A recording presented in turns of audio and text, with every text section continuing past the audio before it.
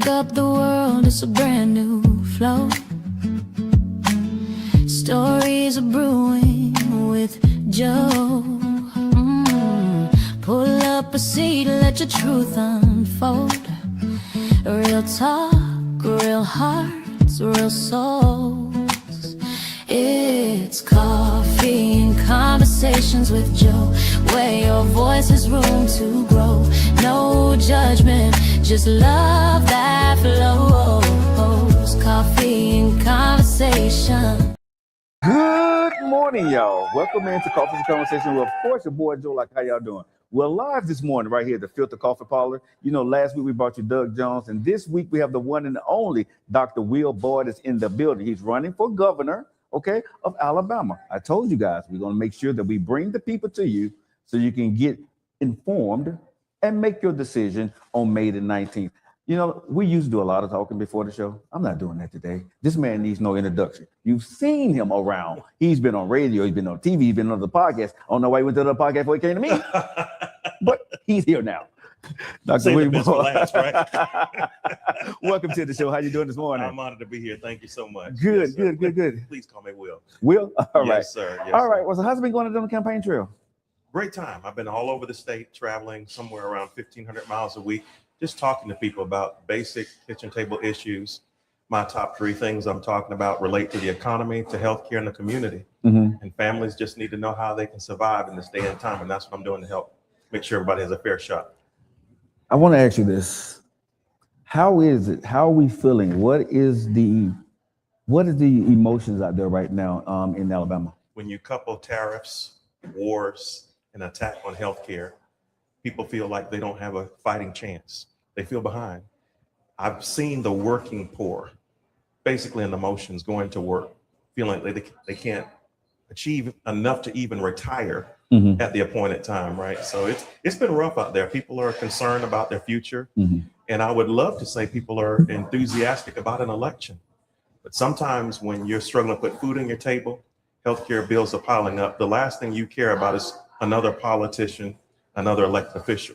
So I've been trying to explain it the best way, the best level I can, that I can fight to make sure that they can have a fair shot, an opportunity to succeed. And that's what's been really exciting people about my campaign. This is not an all black campain. It's more white women. I didn't know you was black. You black? Come on. Wait a minute, let me check. I'll get a memo, they'll let me know. Okay. But it's not an all black campaign, not an all white campaign. It's very diversified, probably more women than men. So it's been an exciting journey, more younger people than older people. So I've been excited about the number of people who are fired up. A number of issues that have gone through the legislature over the last year or two have even excited a whole nother base. So this is not your typical election. It's not. Everything that people thought about who can win is going out of the door. So you was born in North Carolina, correct? South Carolina. Yes, sir. Okay, and grew up in Illinois? I spent some time there, yes, sir. Okay. I grew up in South Carolina. My dad was the school principal, later on the superintendent. My mom was a nurse and she taught. But I thank you so much. Thank you. We're going to stop the interview completely now.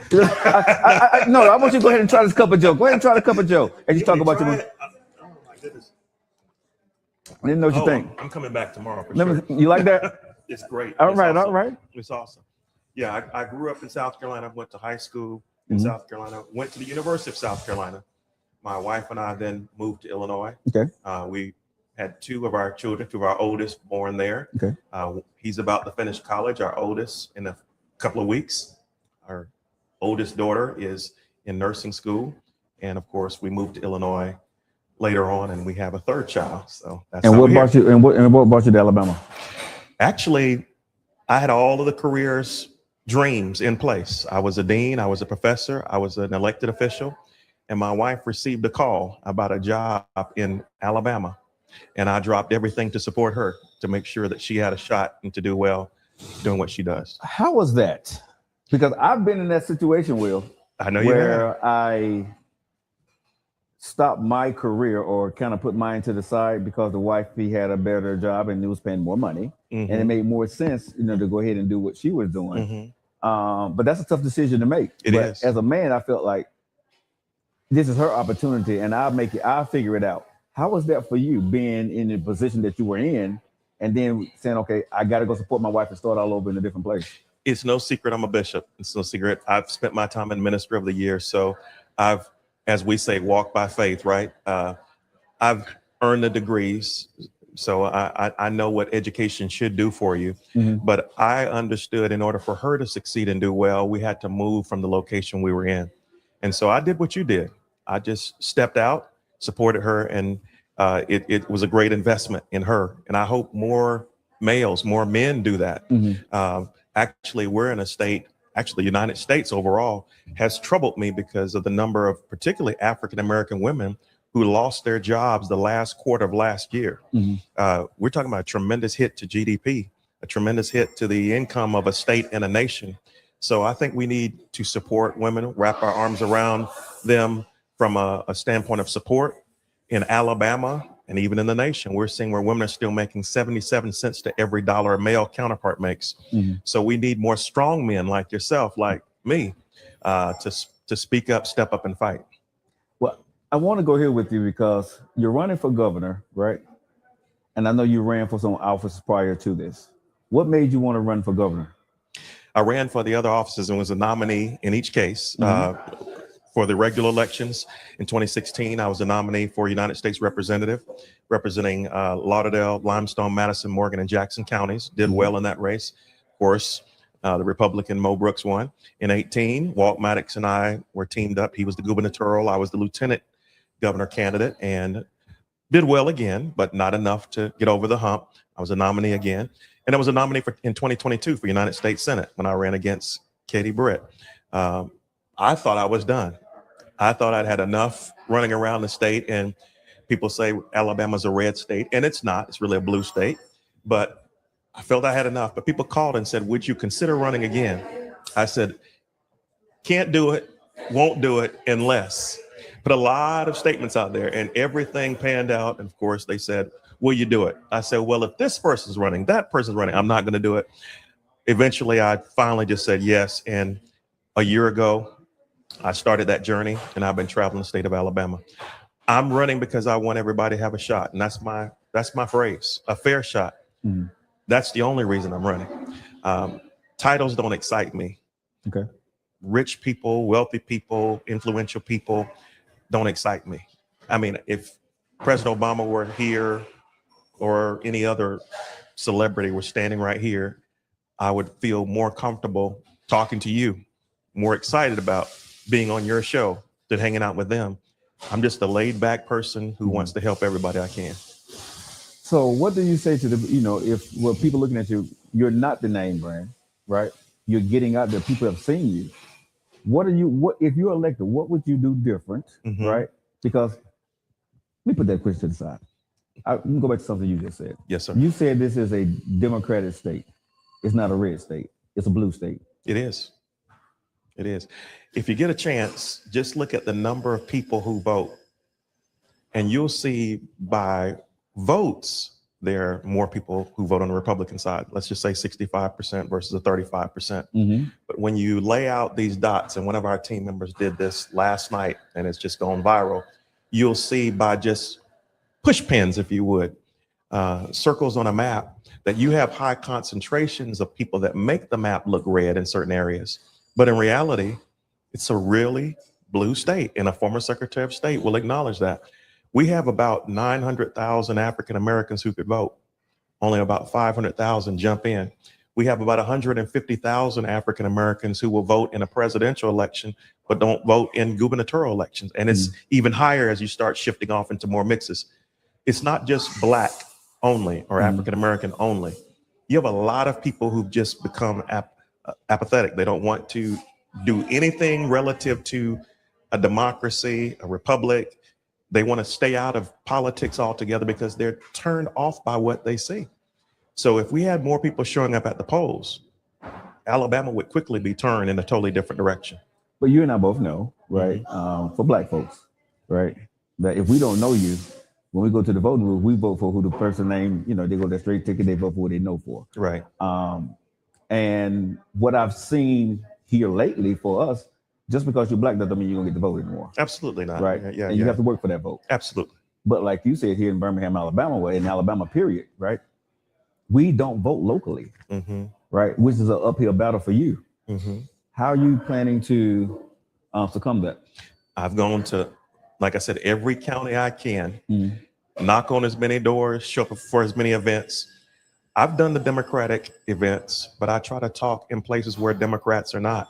I've spent time in places where people had red hats saying, "Make America Great Again."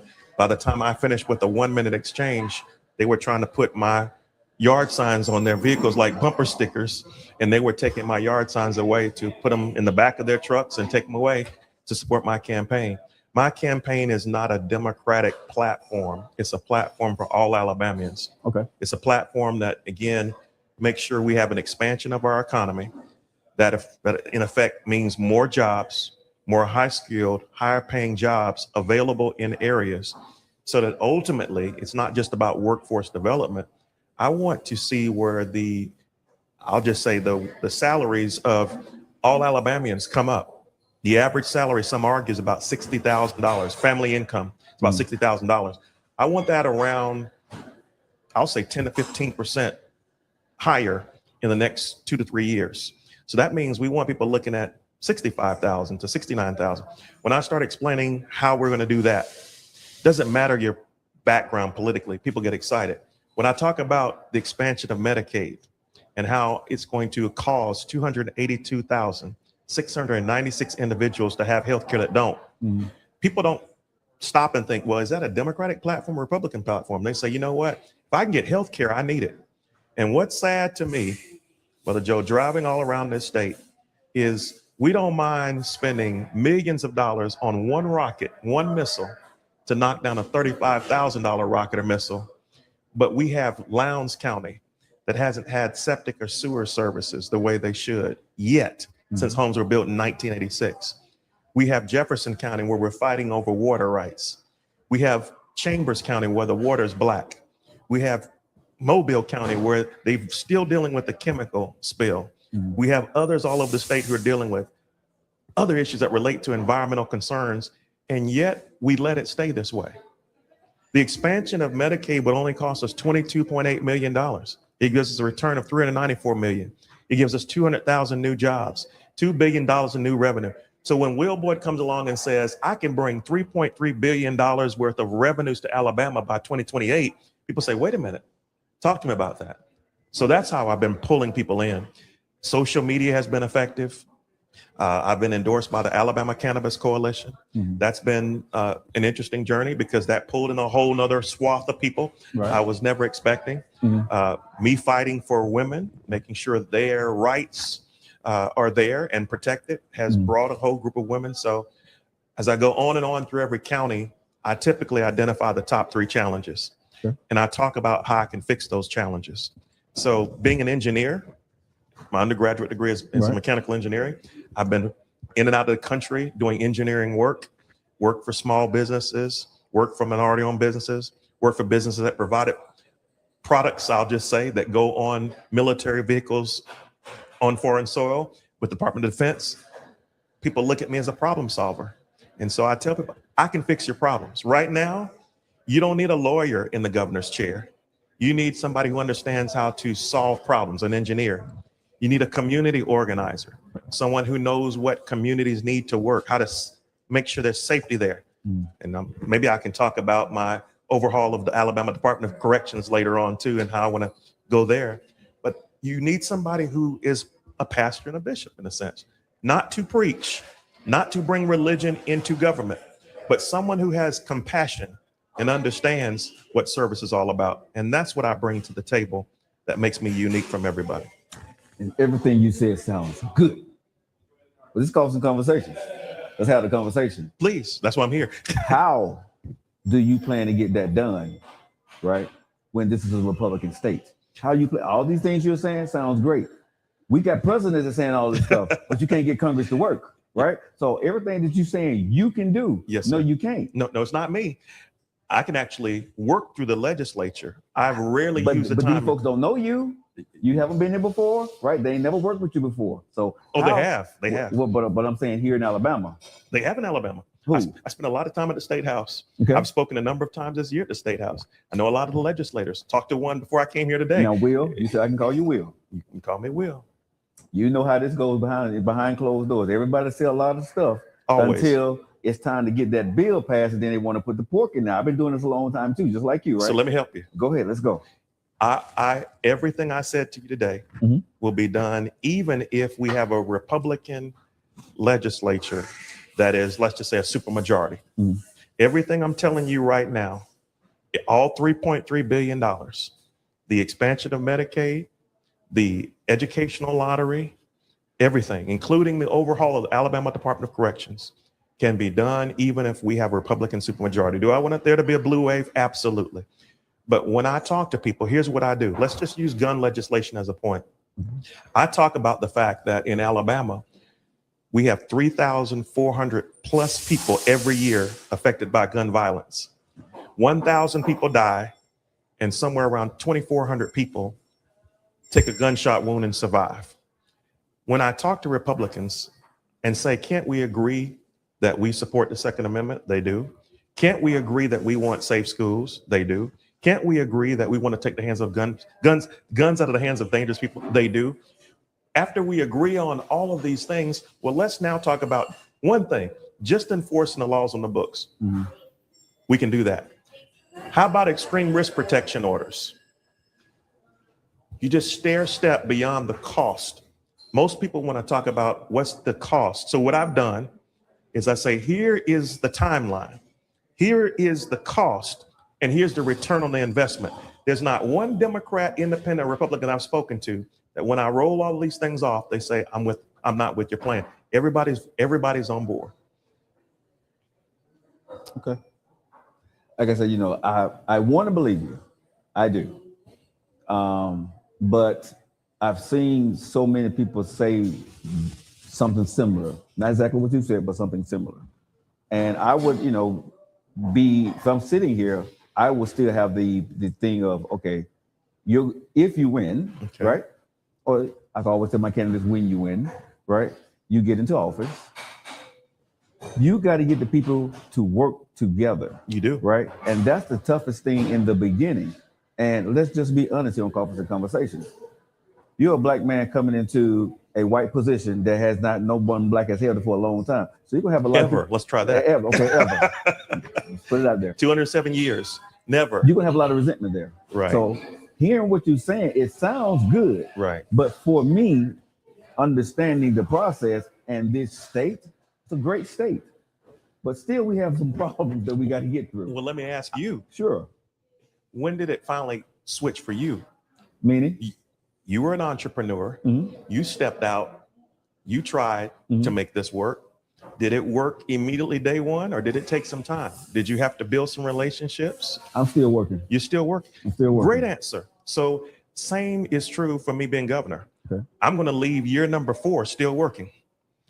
It takes building relationships. It takes showing people one thing being done and then another, and you build. Okay. Now that makes more sense. Yes, sir. That's the approach. Okay. Remember, I'm a builder by degree, by training. Okay, because when you say like this is going to get done, I'm like, it's not going to be that easy when you first come in to start moving things around. It's not easy campaigning. Right.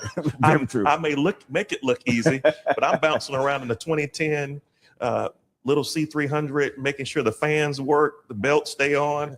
I'm not going to say it's baling wire and bumper stickers, but I'm holding it together. 233,000 miles plus, right? On the road, 1,500 miles a week. It's not easy at all. Right. It won't be easy when I win the primary, because I have the establishment, might say, where our candidate didn't make it through, but now we're with you. Okay. I recognize that. Okay. All right. So I have to bring them to the table and say, okay, maybe you weren't on my side before, but we're all in it now. When I win the general election, they're going to be half who perhaps said we were Republican or independent. I will tell them, look, maybe you voted for Tommy Tuberville, who, by the way, wanted to spend $1.3 billion on cages or prisons instead of children. I don't know why you made the decision, but you're here now with me. Let's work together. When I'm elected governor, I will be governor for all Alabamians, not just half, not just a group. And so that's the approach I take now. I'm proudly a Democrat, right? I'm a proud Democrat, But at the same time, I talk in a way, I carry myself in a way that I'm going to be governor over everyone. To serve everyone is a better term, as I don't like to say over, and I don't like to say I'm somebody superior. So that's the approach I take. It's a very fine line that all the candidates have to walk, especially you, right? In this race, being able to galvanize the Alabamians to understand that you're for them too. It's not a blue, it's not a red or blue, it's not a black or white. It's an Alabamian type thing, right? But we're so divided, Will. We are, and I'm not meaning this because I stay out of politics, but right now, the word politics is toxic. It is toxic. People that are watching this show, people that are here today, people are tired of even talking about politics. They are. Because, not saying you precisely, but politicians have lied so much. They have. And let people down so much that now, right, when you guys come in making these promises and say these things, we're like, yeah, right. You know what I'm saying? So it's tough. And like I said, I've been doing this over the last 13 years. Right. Radio and all that good stuff. Right. When I hear the promises, I believe every candidate that sits in a chair that sits for me in front of radio or sits in this chair on Conversationsuntdown, I believe everything you say that you truly want to do. Right. But Will, it's something about y'all. When you get into that office, you get behind that door and you get that title of lieutenant governor, governor, mayor, city councilman. I've been there. You change. I never change. I'm actually, we talking, right? Just me and you. Ain't nobody watching. I wear a wristband that happens to be a purple and gold wristband. I'm one of the brothers of Omega Sci-Fi. You start throwing out now. I put hooks every now I can't do that because I ain't none of it. Okay. but I'm saying that for a reason. Okay. The people who know me before I pledged and after I pledged know I never changed. Now I'm an Omega man, and I have Omega cardinal principles in my veins, if you would. I talk Omega. I do what Omega does. My dad was Omega, pledged in 64, right? At a historically black college and university. But what I'm saying is, I know when I'm an Omega man, I know when I'm a Q dog, right? I'm not saying there's a difference, but I know how to operate in different places. That aside, I've been the elected official. I was elected first African-American city councilman, first African-American elected in my county in Illinois, where I live. I'm proud of that. Some try to bring up and say, oh, he ran in Illinois. I ran and won. I won a historic election. You know how I won it? People said I could not win. People said the same thing they're saying about this election. I put on my shoes every day after I left the classroom teaching, my office as a dean or whatever it was at the time, and I knocked on every door I could. I want to say almost every door in my city. And I would not be telling an untruth. I knocked on nearly every door after work all day Saturday. And I went to people's door and I said, look, I know you're voting for this person because there are 2 seats are open. I said, I know you might want to vote for this person, but when you vote for me also. Went to the person at a different sign. I know you're voting for this person, but when you vote for me also. Sometimes I wouldn't see a sign. Would you give me a chance? I've never served in office before, but here's my vision. I did that and I won that election. My team won that election.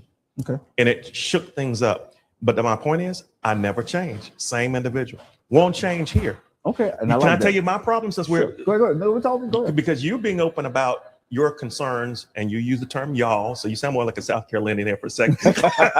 Y'all. But I try to convince, especially African Americans, and this is a problem. When you have African Americans who look at me and see somebody who understands the journey, understands the uphill climb, but they say, you know what, I want to vote for you. I'm 100% behind you. You're the right person. But just to be safe, I'm going to go with this name brand. I'm going to leave it there for a second. Yeah. That's about as asinine or silly as saying, I'm going to go with that Mercedes right there, or that Toyota right there, that Honda right there, because of the emblem. You know the emblem, but there might not even be an engine in the car. You know the emblem and the body style, but a fuel line might be broken. It might have worked well 20 years ago, but it might be sputtering and barely able to move now. We have to stop voting against our interests. Everybody wants to vote for a winner, somebody who did it before, because we feel like our vote's gonna be safe that way. Mm-hmm. Be bold and vote for the person you believe best represents you, because the reason why people don't believe today is people make those promises. But that's it. And they get in and win. And I agree with what you're saying, Will. Mm-hmm. But it's very tough for people to believe a new brand over a trusted brand. Let's be honest, in the hood, you will see the Mercedes Benz that need whatever it needs instead of somebody getting something reliable, right? Because of the brand. So you're telling me you would rather drive a Mercedes that might not work versus a brand new vehicle that you know has proven itself all over the state or through some rigorous testing? If I was in my 20s, I probably would. Me being a mature man, of course not. So you're gonna drive a broke down car? I hear you. But I'm just being honest though. I'm just being honest. Back fine. when I was young, I went for the flashy things. Not right? flashy. I said new. Well, but I'm saying no. You saying what? If I was young, I mean, right now you're talking about. You said young. I'm saying if you right had now? a choice right now, right, to walk outside, and someone said this car can run and do everything you want it to do, but you didn't recognize the brand, the seal on the front.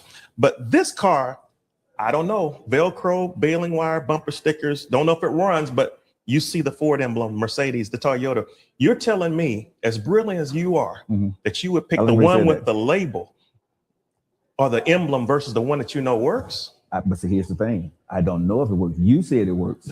You see it working. Oh, how I see it working? Okay, we just hypothetically speaking. Hypothetically that speaking. car speeds sitting there, that car sitting here. Yeah. Right. I said, you know, it's been proven to run. So it's been proven to run. Yes, sir. Okay, if it's been proven to run, of course I'm going to go with that. But if you're saying that this car is good, right? Yeah. And that car is over there, and I recognize them, but you say this car is good, and I haven't been proven, I'm taking that car over there. You're going to take the trusted one because you think you know the label and the brand, right? But if I told you it's been proven, and it's just that you never saw the commercial, you never had a chance to meet it because it wasn't in our country or it wasn't our county, you can see why that's a problem. And you proved my point. Yeah, but think about what we both saying here during this conversation. We are. It depends on who's saying it. If my mama said it to me or somebody I trust said it to me, that this car is better, I would trust it. Your mama might say the old car is better. So who would you trust? And that's you. The old car is better because it had the emblem. Right. I might say, Mama, I know you're right. You're always right.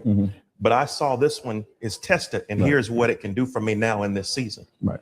You're talking about the very issue that is being addressed in this campaign right now. Exactly. You have people who are going with, let's just say, and they're, look, Doug Jones is in this race, but in order, after my name comes Jamel Brown, Yolanda Flowers. I believe you have Doug Jones. Then I believe you have Chad Chig Martin. Then you have former Representative Nathan Mathis. Okay. I'm not afraid to say names. That doesn't bother me at all. Right. I'm saying to you right now, we need to give opportunities to look at both vehicles. I agree. And you're doing that today. So I will, first of all, want to say thank you because you're bringing at least two of us here to talk. The opportunity is not given statewide for this to occur. So what I have to do, because an established vehicle has chosen not to participate in debates, chosen not to go out and participate in these events where we can all talk together for whatever reason. So I'm taking my vehicle out on the streets and I'm proving it to Alabama. And see that right there in this conversation we're having, what makes you different, right? Because again, if everybody watching, all the candidates are welcome to come to my show, just contact us, right? Yes, we're sir. easy to find. Yes, sir. Yes, sir. But what I was saying to you was, and the point we're having here is that we have to give people the opportunity to say, yes, sir, this is the kind of car, this is what's proven. But that's I blame the media. I blame, and I hate to say this, but I blame a lot of people in communities for not doing what you're doing right now, providing platforms for the cars to all be seen. That part. Yeah. So who buys a car based on a 30-second commercial? A lot of people.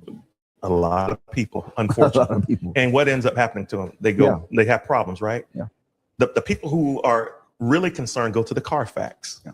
They go and look at the history. They go and look at the previous ownership. Mm-hmm. They take time. They don't spend just 2 minutes looking. Sometimes I drive 3 hours, maybe 4, just to speak for 2 or 3 minutes.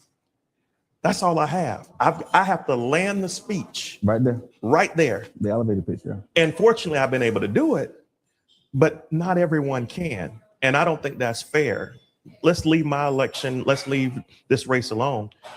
I think politics is messed up all over because that's the way we choose to elect our officials.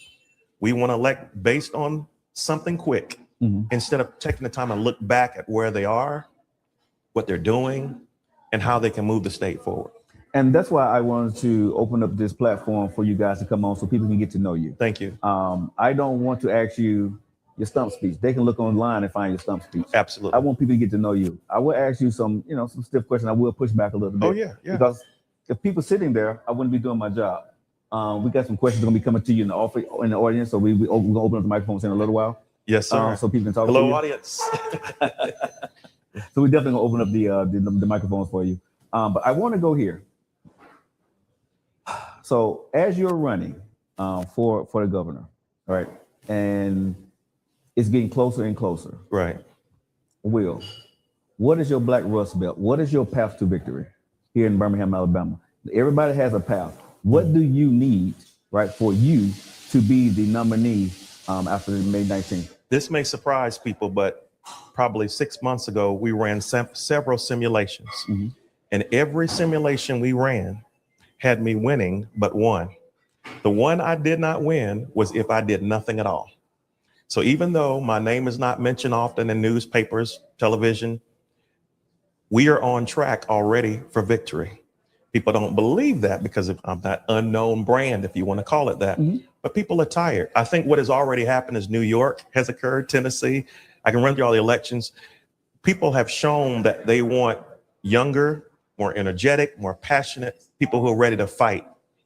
And that is what has caused people to come out and say, we're with you. I have a lot of people that tell me that the organizations that they're a part of may want to endorse one person, but they're personally going to come behind me. About 60% of the people who are going to vote in this election are going to be African Americans. About 35 are going to be Caucasians. About 5 are going to be some other group, a mixture, Hispanic, Latina, Asian, Pacific Islanders, etc. In every group, every population, we have spoken to the issues that are important. I've been out on the streets when people had concerns about ICE. People called us and we addressed issues when people were actually injured on the streets and detained. When people had issues related to Alabama Power or even PSC commissioners, I was at the State House.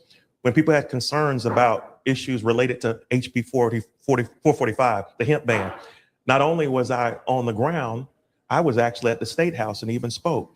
So I'm willing to show that I may not 100% believe what you believe, but I'm willing to listen and even fight for what you believe, because as governor, this is not, again, me being a religious person sitting in office. This is about me being the chief servant of all people. Your voice matters. I fought when Muslims felt like in my city that they were not being treated well. So we need more people in office who fight for everyone. All right, some people came out to see you today, so we're going to give the microphone to the people out there in the audience. So we got some questions for you. Hello. So they want to talk to you. So let's go to the people in the audience.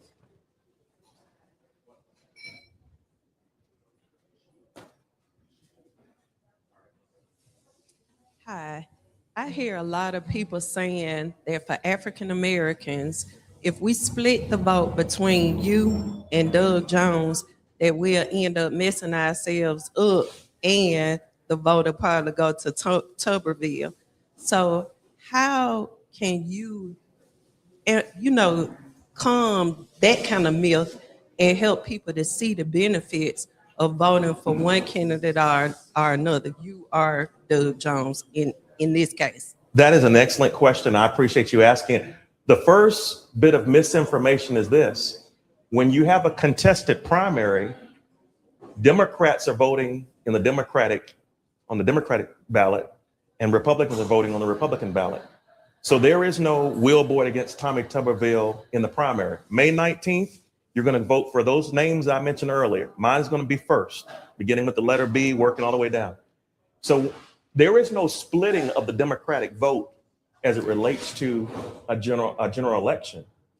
Whenever, you use Doug Jones. Whenever Doug Jones' name is on the ballot, it's Will Boyd, 2 names, and then Doug Jones.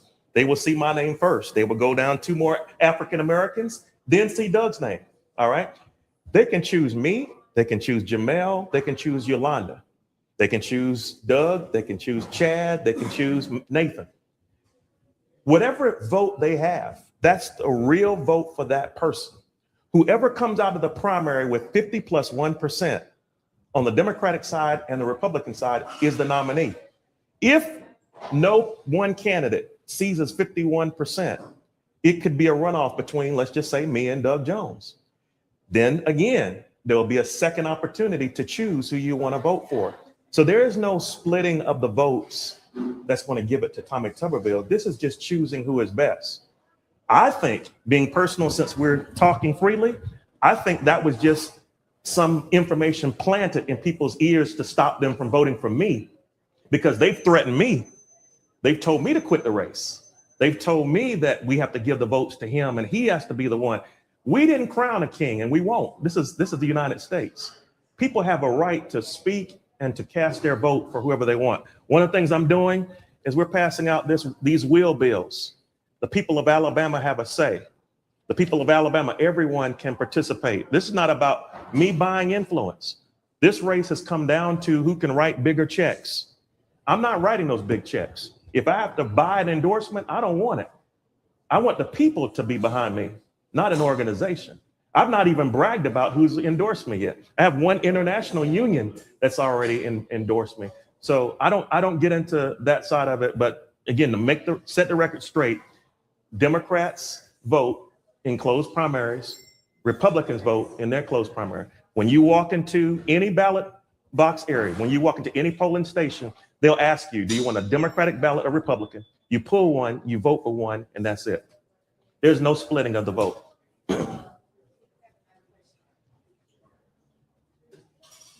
Thank you for your question, though. Did I answer it? Okay. Okay. Thank you. Thank you. Thank you. I love you, Mr. Joe. I support you. I appreciate it, man. Governor Board, sir, I'd like to ask you a question. My name is Gary Davis, and my question is, I heard there's a bill about parent, how you can say it, alienation. Parenting alienation. Have you ever heard of that? And how you feel about it? The sound is low, so I really can't even hear the bill. You said there's a state bill? Yes, a state bill called Pull the microphone closer to you. parenting Pull the microphone closer to you. alienation. I can't pronounce alienation. Alienation. Okay, you have to educate me. I've not, Yes, sir. and I know almost every bill, every Senate Yes, bill, sir. House bill. It was one they said they were trying to pass about dealing with the parents and the fairness doing divorce and stuff like that in family court. And I was trying to find out more about it. Did you know anything about it, sir? No, sir. No, sir. And I how thank you feel for about asking. that? And my question is, how you feel about parents being alienated against each other, against the children? How you feel about that? I don't know if you're speaking more of a probate court type arrangement, or you're speaking parents who are divorced. Okay. Yeah. First of all, our children need to have a voice, and our parents need to of Alabama need to feel supported. You may or may not believe this, but no matter where I go, the department in Alabama that is talked about the most is DHR. And so you have a lot of kids in Alabama who are suffering from perhaps being mistreated. I'll just leave it at that, abused. And so there's a lot of work that needs to be done in that area. But there are also a lot of good parents out there who want to be able to wrap their arms around kids. And so we have to make sure, me charging Department of Human Resources or charging any department in the state, to make sure that, first of all, our kids are protected. So that's what's important to me. So thank you for asking the question. And if you don't mind, I'll get my team to look at that, whatever the Senate bill, House bill. But for the record, there are over 1,000. No. Listen, what you're talking about, I'm trying to combat on a different end, right? You use the word alienation. If that's the bill measure or what's being described, I'm trying to bring families together.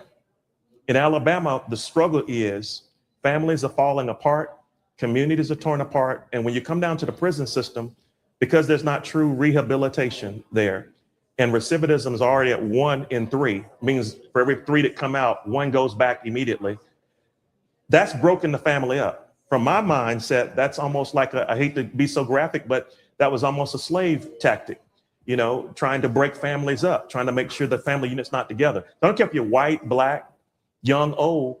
We need to, as Alabamians, do everything we can, me as governor, to fight to make sure the family unit survives. Because think about what I said, the economy, healthcare, community.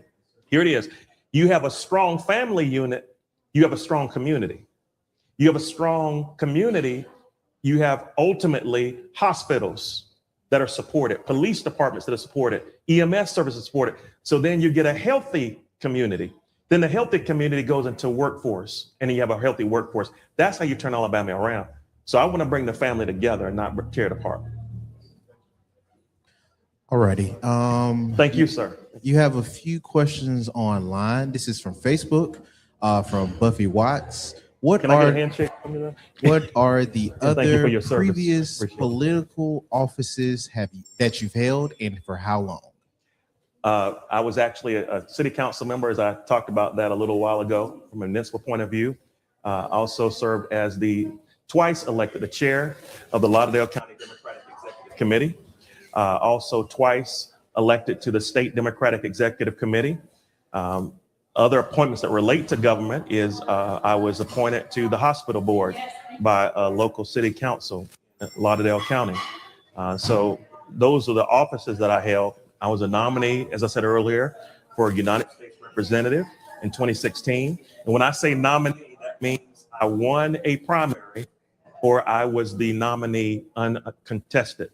So something was done for me to become the nominee. I was the nominee for lieutenant governor in 18, and I was the nominee for U.S. Senate in 2022.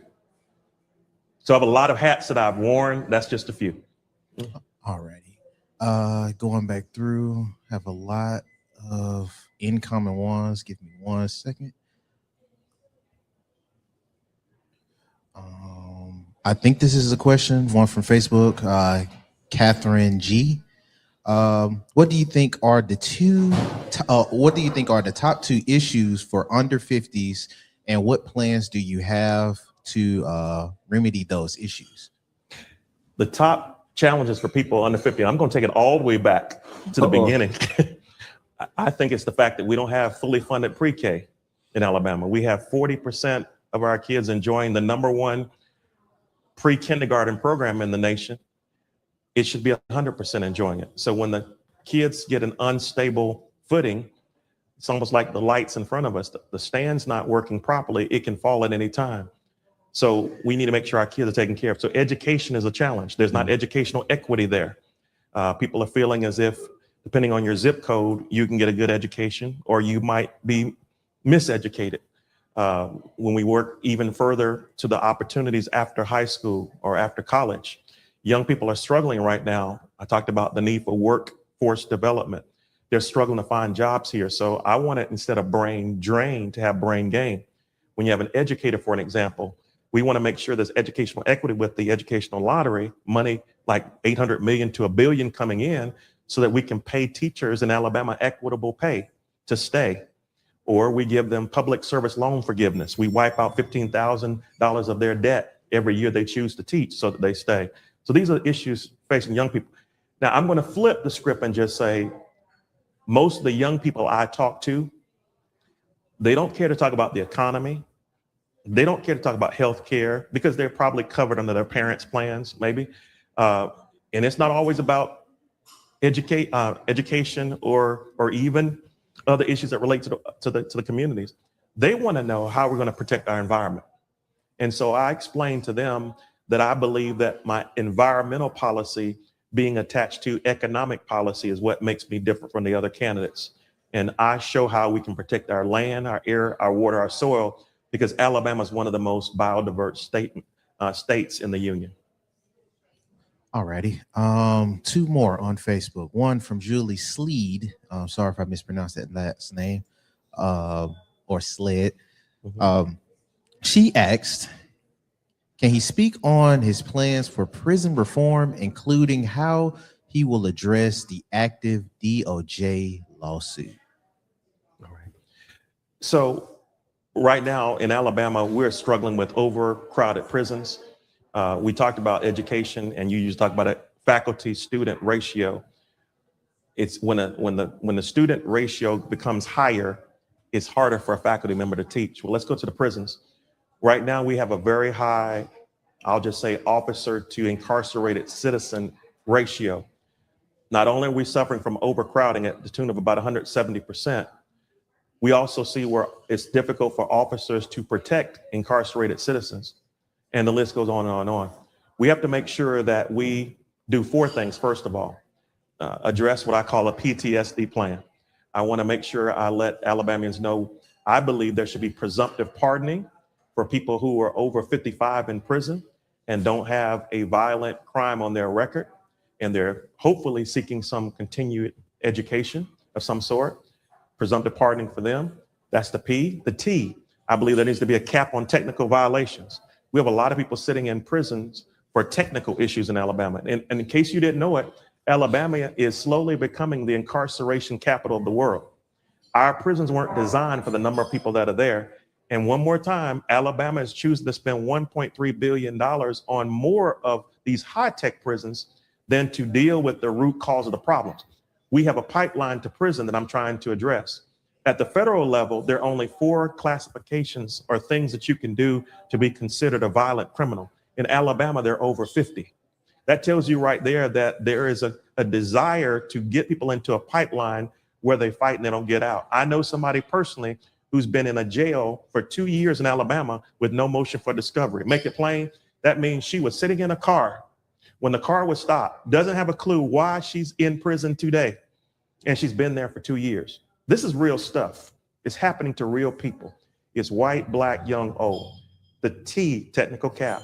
The S, within 60 days of a person being up for parole, we need to make sure that they have an opportunity to sit before that parole board, which sadly only consists of 3 people. I want to expand it to 7, 1 for each congressional district. And it needs to be diverse in terms of occupation, not 3 legislators and no more, or even 4 more. I say we have a former incarcerated citizen, bring a teacher in, bring a podcast host in, bring people in who live on a street on a daily basis and know what life is about and what a fair shot would mean. Also want to have within 7 days of that hearing, a written notice saying if they're accepted or denied. Also with the letter S, I would like a second look for a person who is denied so they know why they were denied. I'm glad now legislature just passed, obviously, a bill that will allow parolees to bring up their own information instead of waiting for a docket to be thrown in front of them. That's the P, the T, the S. The D is showing a dashboard. I have a plan for our prison system on day 1, what we're going to do to initiate an independent audit, but on 365, we have a dashboard that's rolling that shows where our incarcerated citizens are by facility, whether or not those facilities are providing the mental health services that is needed, whether or not they have everything related to the plan of action they need to be fully rehabilitated. If they don't, it needs to be addressed. Putting the data in front of people will help them. This again helps people all over our state. I want to make this clear, and I'm hitting race a lot because people have made this race about race, and it shouldn't be. Everybody's struggling. I've gone into places with more people that are in this coffee parlor right now.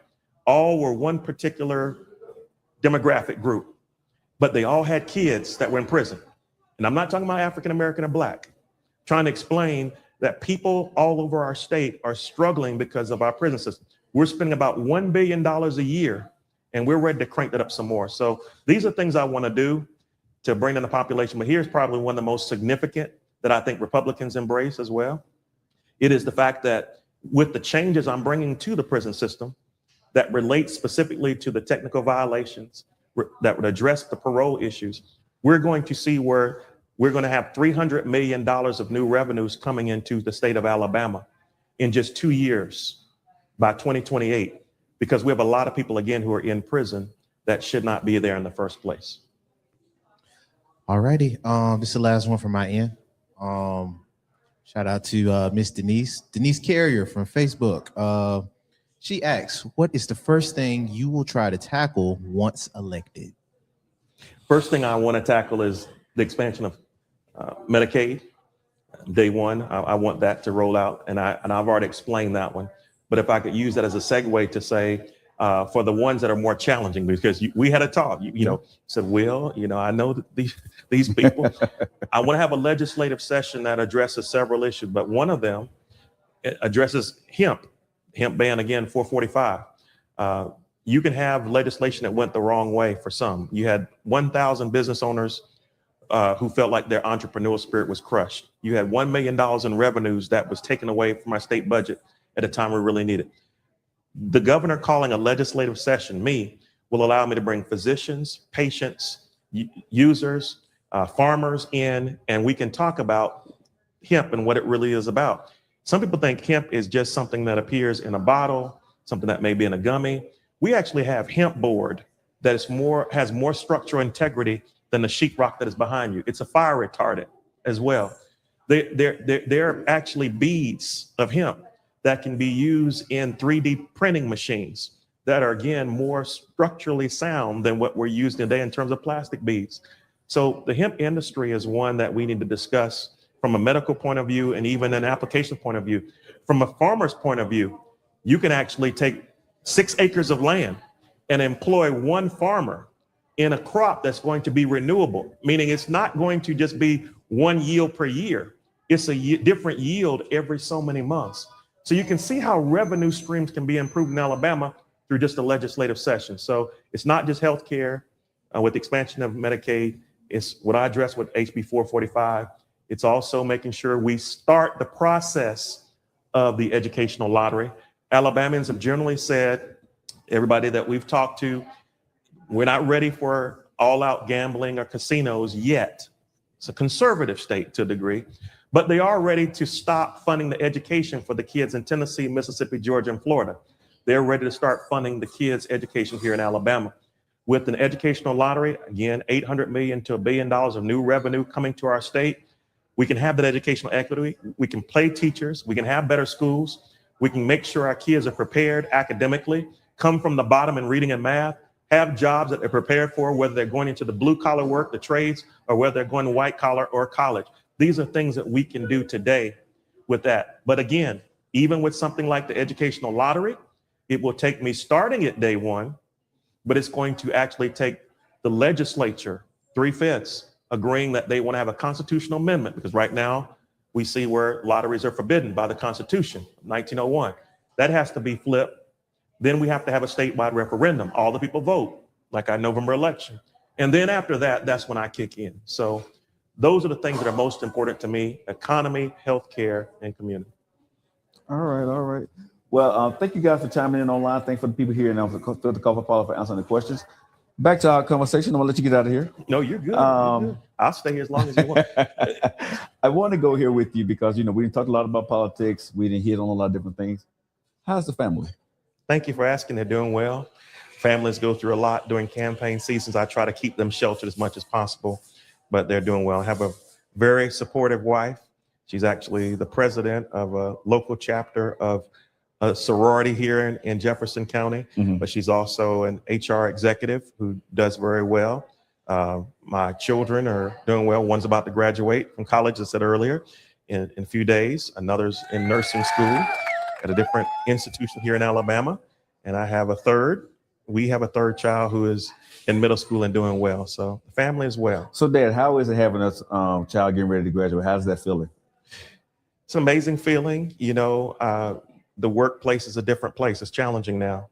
I've taught people when I was a college professor, you know, students who are seeking to go out and get jobs, that the job you see today may not be there when you get out. Yeah. And so I'm just supporting my son as he's making his final approach and preparing for his landing or takeoff. But in reality, I know that the world is somewhat of a scary place as it relates to employment. So I've just encouraged him to do what he wants to do, what makes him happy. Initially, it was going to become a physician, and then COVID came, and he decided, I want to go in a different direction. Right. So again, I get it, I understand, but I think it's all about pursuing happiness, and that's what I'm working for. Well, we're gonna wish you the best on the campaign trail. I'm gonna get ready to let you get out of here. Before you leave, though, I always ask my guests a few questions. Yes, sir. And the one I love to ask my guests is this one here. I know you're a praying man. I know you're a bishop. Yes, sir. So never access to a bishop. How do God talk to you, Bishop? Does he talk to you through a voice? Is it a sound? Is it Yes, a sir. feeling? Is it a dream? How does God talk to you? When I spend time reading, praying, meditating, it sounds almost as if you hear yourself from Okay. time to time. Sometimes the Lord blesses us with the opportunities like it was today. On my way here, flying down 459, it happened to be a person just saying, you have this, you're going to make it. Okay. Here's what the word says. Here's what I believe you can do. Wow. And sometimes it's just those still small voices, things you catch. I don't want to say in nature to get people confused, but those are ways that God speaks and he confirms his direction. And I believe even as it relates to this race that I'm doing exactly what he wants me to do. I don't always see in real time what I want to see, Right. but I don't question him at all. Before we get out of here, what would you say to the 13-year-old Will Boyd, looking at where you are today? Mm-hmm. If you could look back at that little 13-year-old, right, and you could whisper in his ear, what would you tell him? 13 years of age was a challenging time for me. Oh, wow. Yes, even though I became at some point in time the president of the student body and won a lot of elections, became a popular person, public figure, I was probably a person who was by myself a lot. Mm-hmm. During that time, I spent a lot of time alone in my room. I was very introverted, even though people think I'm extroverted. And so I would tell the 13-year-old Will, the world is not necessarily a safe place, but put your trust in God. Don't trust all people. Do what you feel is right.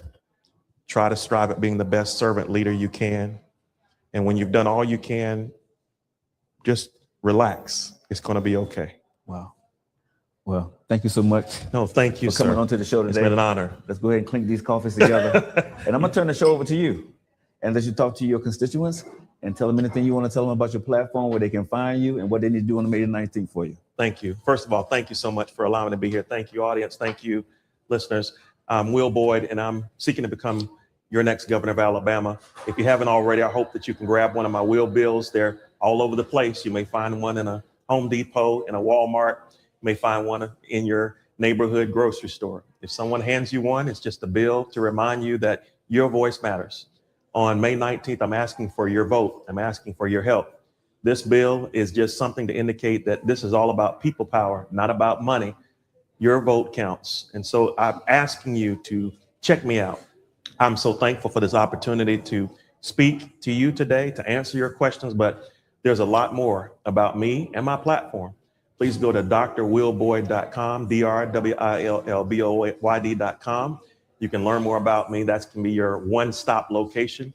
You can see what I did as a dean, as a professor, what I've done as a Christian clinical therapist. You can see what the degrees have helped me to become, but more importantly, what I'm doing to make Alabama a better place. If you would, please consider joining me on Facebook, on YouTube, on Instagram, on TikTok.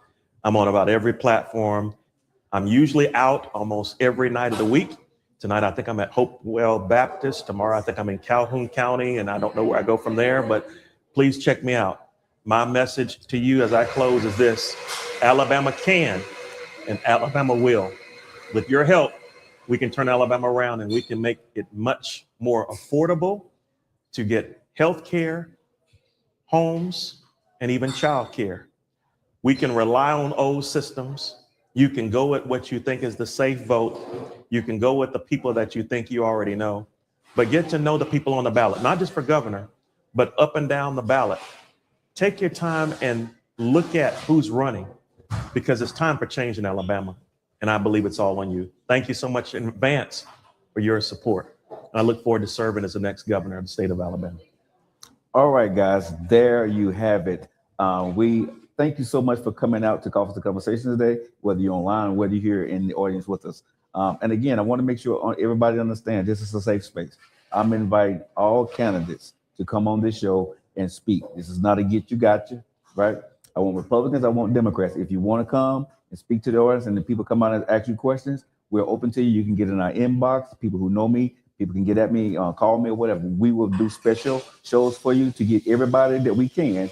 Because my goal here on Coffees and Conversations is to get the candidates in front of you so you can ask the question, so you can make an educated choice on May the 19th. That has nothing to do with me. Okay? You know how your boy feel about you, right? I need you to drink that coffee. Go to buyloveyoufirst.com, buyloveyoufirst.com. You know how we do that. But anyway, you know how I feel about you too, right? I love you.